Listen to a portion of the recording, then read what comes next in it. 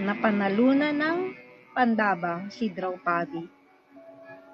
Ang mga hari at prinsipe ay nakaupo sa trono ng stadium, sabik na makipagkumpetensya para kay Draupadi, ang anak na babae ni Haring Draupada na ipinanganak sa apoy.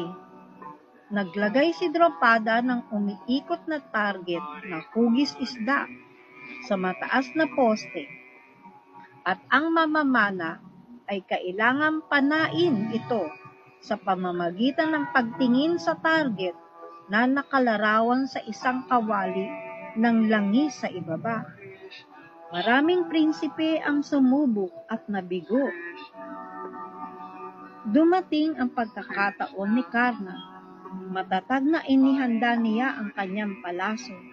Ngunit bago siya makapagpana, sumigaw si Draupadi. Nakikilala ko ang sinasabi niyong hari. Isa lamang siyang charioteer. Paalisin siya. Siya ay isang hari ng Anga.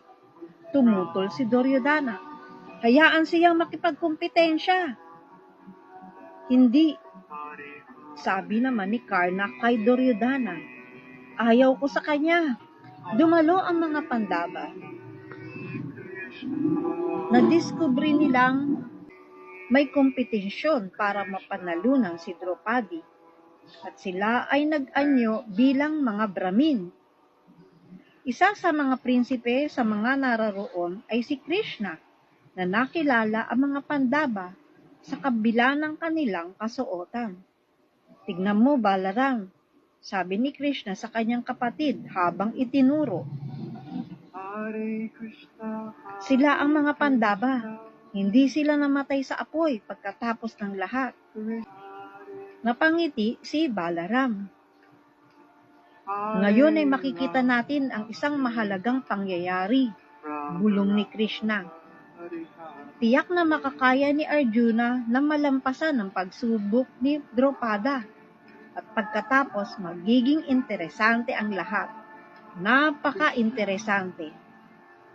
Tulad ng sinabi ni Krishna, tumayo si Arjuna at lumapit sa target. Habang ang masa ay nagbubulungan, na sorpresa na ang isang Brahmin ay pumasok sa kompetensyon. Nang lumapit si Arjuna sa target, sumigaw ang mga hari at prinsipe. Hindi pinapayagan ng mga Brahmin. Pero naintriga si Draupadi at hindi nagprotesta. Gayon din si Haring Draupada. Tumango si Arjuna bilang pasasalamat kay Draupada at ngumiti kay Draupadi. Pagkatapos, inihanda niya ang kanyang kalasog. Kumalabit sa target na nakalarawan sa langit.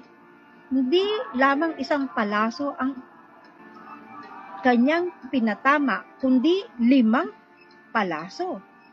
At lahat ay tumama sa target sa bawat pagkakataon.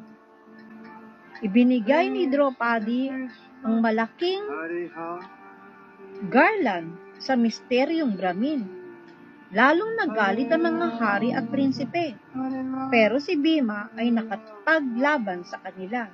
At ang 5 Pandava ay tumakas kasama si Draupadi. Dinala siya sa kanilang simpleng tahanan. Sundan natin ang susunod na mga pangyayari.